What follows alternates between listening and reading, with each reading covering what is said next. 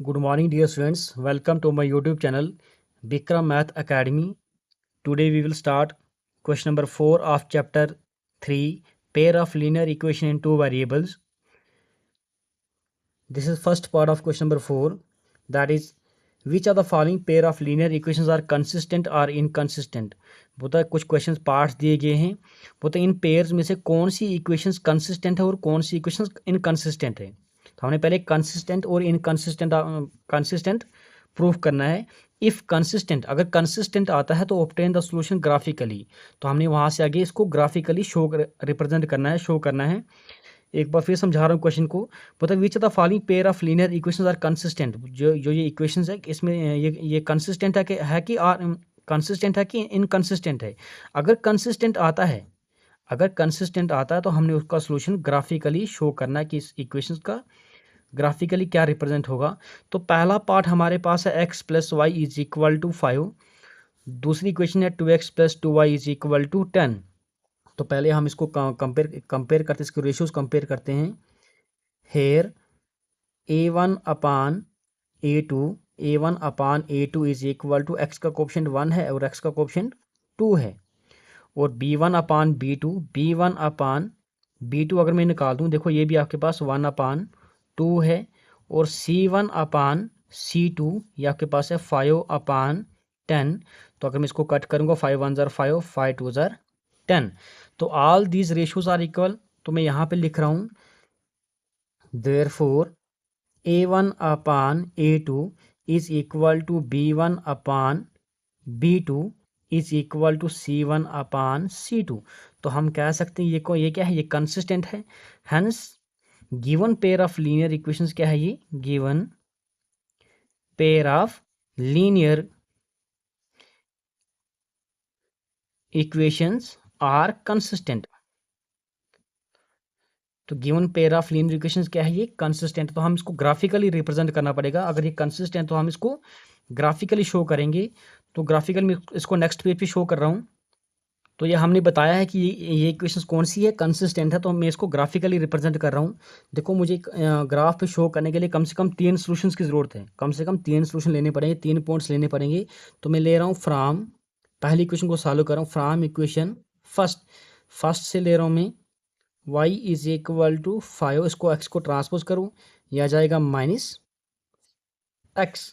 इसको मान लो इक्वेशन नंबर थर्ड। यहाँ आप इसको मान लो इक्वेशन नंबर थर्ड। पुट करते जाओ इस equation, put x is equal to, मान लो मैं 0 पुट कर रहा हूँ। तो y कितना आएगा 5 माइनस 0। तो y आपके पास आ जाएगा 5। सेकंड सोल्यूशन निकाल दो, पुट करो x इज इक्वल टू, मान लो 2 डाल रहा हूँ मैं, x इज इक्वल टू 2। ये बनेगा y is equal to 5 minus 2। X की जगह 2 पुट कर लो इस इक्वेशन में, यह आ जाएगा y is equal to 3। y हमारे पास क्या आ गया, 3 आ गया। इसी तरह से पुट करो, पुट अपनी मर्जी से कोई वैल्यू डाल दो। Put x is equal to, मान लो मैं डाल रहा हूँ 3 डाल रहा हूँ। तो y is equal to 5 minus 3। तो y is equal to, y हमारे पास आ जाएगा 5 माइनस 3 2।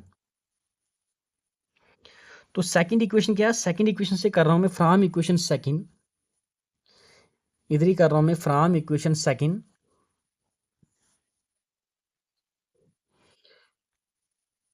फ्रॉम इक्वेशन सेकंड क्या है, 2x प्लस 2y।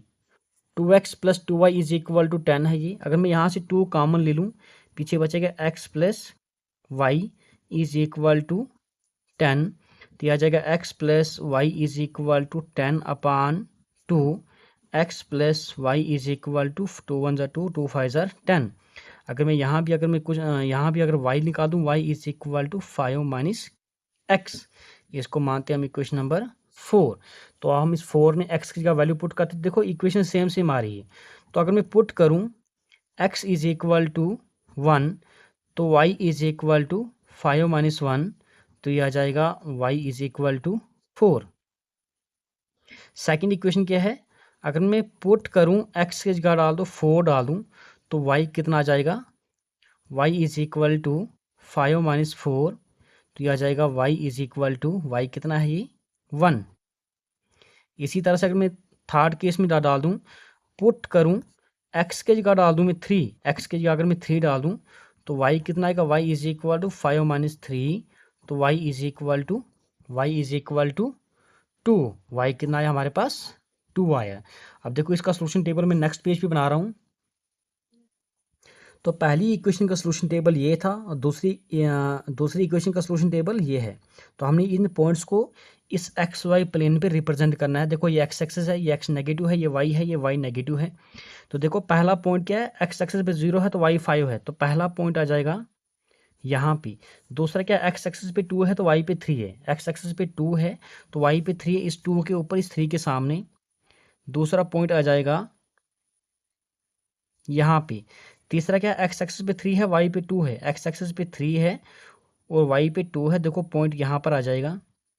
तो अगर मैं इसको रिप्रेजेंट करें, इन पॉइंट्स को अगर मैं ज्वाइन करूँ तो कुछ इस तरह का ग्राफ बनेगा। ये इस तरह का ग्राफ बनेगा। ये वाला पॉइंट है एक्स एक्सिस पे 0 है, वाई पे 5। ये वाला पॉइंट जो आएगा ये है 2 पे 3 है, 2 पे 3 है और ये वाला पॉइंट क्या है, 3 पे 2।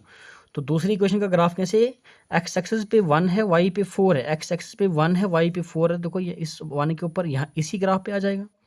एक्स एक्सिस पे 4 है, वाई पे 1 है, देखो इधर पॉइंट आ जाएगा ये। तीसरा पॉइंट क्या है, तीसरा लिया है मैंने, एक्स एक्सिस पे 3 है, वाई पे 2 है, देखो इधर ही पॉइंट आ रहा है। तो मतलब कि all this points lies on the same graph. ठीक है, सारे पॉइंट्स जो हैं, सारे के सारे पॉइंट्स जो हैं इसकी इसी पॉइंट पे लाई करेंगे। देखो दूसरा अगर मैं ज्वाइन करूँ, देखो इसी तरह से आ जाएगा। ये आ जाएगा 4 1, यहाँ पे सेम पॉइंट आएगा और ये वाला पॉइंट कौन सा है, 1 और 4। तो तभी हम कहते हैं कि जब हमारे पास आता है A1 upon A2 is equal to B1 upon B2 is equal to C1 upon C2, all this ratios are equal. तो लाइंस जो ग्राफ बनता था कॉन्सिडेंट बनता है। देखो एक ही लाइन पे इस लाइंस के हर एक पॉइंट जो है इन इक्वेशंस का सॉल्यूशन है। तो हमने यही रिप्रेजेंट करना था, ग्राफिकली रिप्रेजेंट करना था कि क्या ये सच में कॉन्सिडेंट है। देखो आपके पास क्या एक ही लाइन पे लाई कर रहा है, पहली इक्वेशन का ग्राफ भी इसी लाइन पे आ रहा था और दूसरी इक्वेशन का ग्राफ भी इसी लाइन पे आ रहा है, तो अभी हम कहेंगे कि ये कोइंसिडेंट है। ठीक है, यहाँ बोलते हैं कंसिस्टेंट। इसने बोला कि जब क्वेश्चन में कंसिस्टेंट आएगा तो आपने ग्राफिकली रिप्रेजेंट करना है। तो देखो ये बिल्कुल हमने इसको ग्राफिकली रिप्रेजेंट किया है। तो नेक्स्ट पार्ट हम नेक्स्ट वीडियो में करेंगे, फिलहाल इतना ही काफ़ी है। तो कहीं पर भी कोई भी प्रॉब्लम होगी तो आप मुझे कमेंट करके बोल देना। Thank you dear students for watching this video.